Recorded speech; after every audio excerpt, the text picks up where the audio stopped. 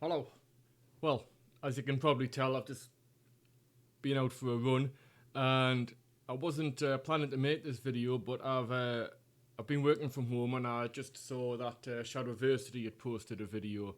Um, it was a good video. I have my issues with Shad, but none of them are relevant to this video, and when it all boils down to it, I do have a great deal of respect for Shad because he does actually seem a genuine and honest person. It's perhaps sometimes he rushes into conclusions, but he made a video today on advice for young men.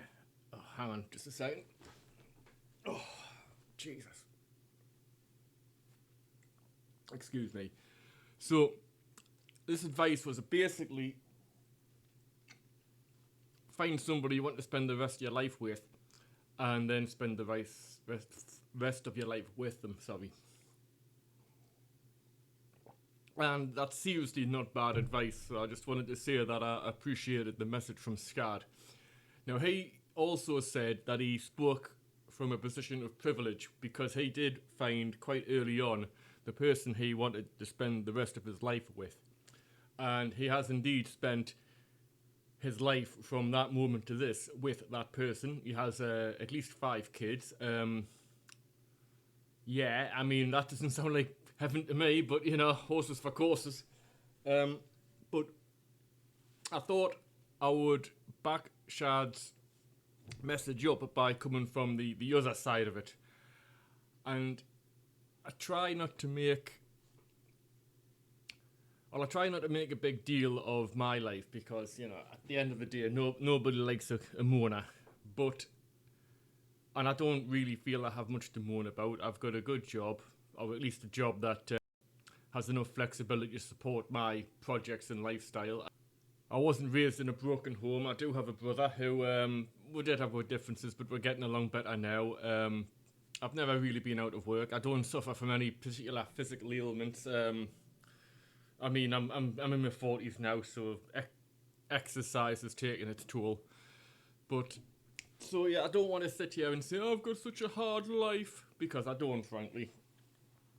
I do want to say this though, I am a single man and I've always been single, chronically single. I do have relationships now and again, but they generally end very quickly. And the longest relationship I've had was 15 months. Yes, that's months. And the only reason it lasted 15 months was because I knew there would be drama when I ended it. So I carried it on longer than I should have. And I make no complaints about this, but when Shad says find you somebody worth spending your life with and then spend your life with them,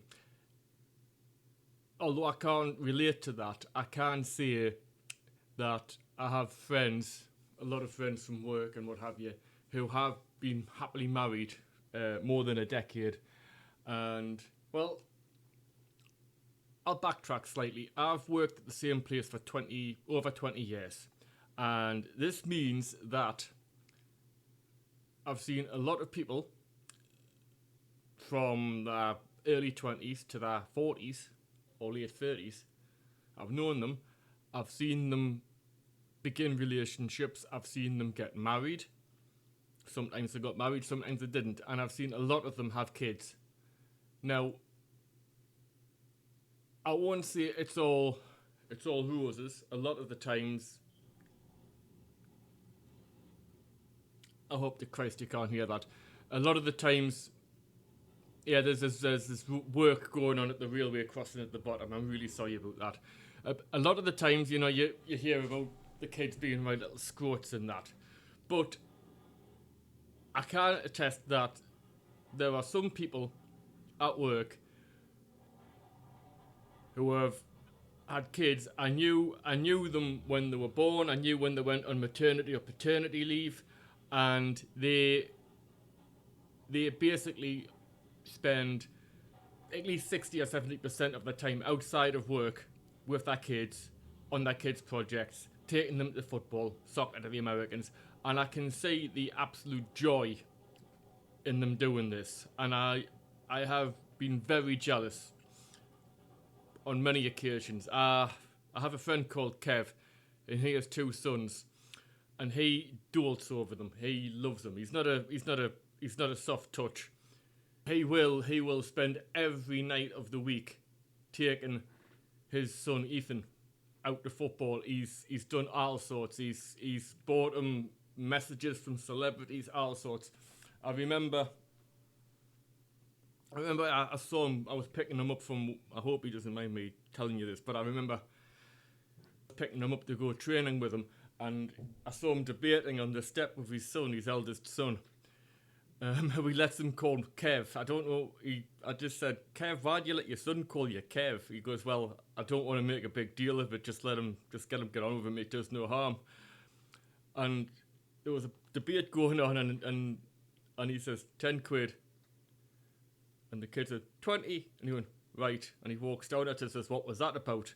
And he said, well, I'm trying to, because I've got. He had money on a football match, and he wanted to teach the kid. He said if he cheered for the other team, the one he didn't like, then he would, and they won, then he would give him 20 quid. I think it was something like that. And he wanted to teach him there's more to life than just blind loyalty. It was something like that. I was laughing. So I won't make this a long video. I'll make this a less than 8-minute video. And I hope that Christ you couldn't hear them roadworks.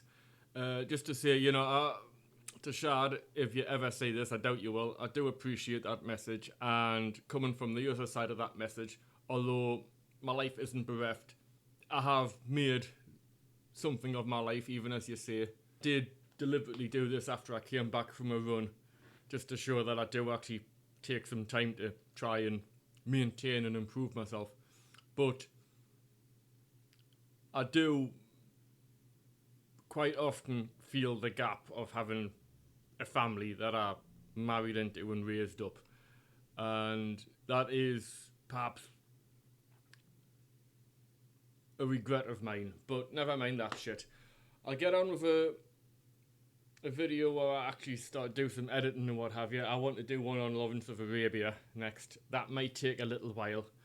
But other than that, it's Friday now. It's Friday afternoon. I hope everybody has a good weekend. I hope I have the sun. We're in England, and therefore we've been underwater for a fortnight.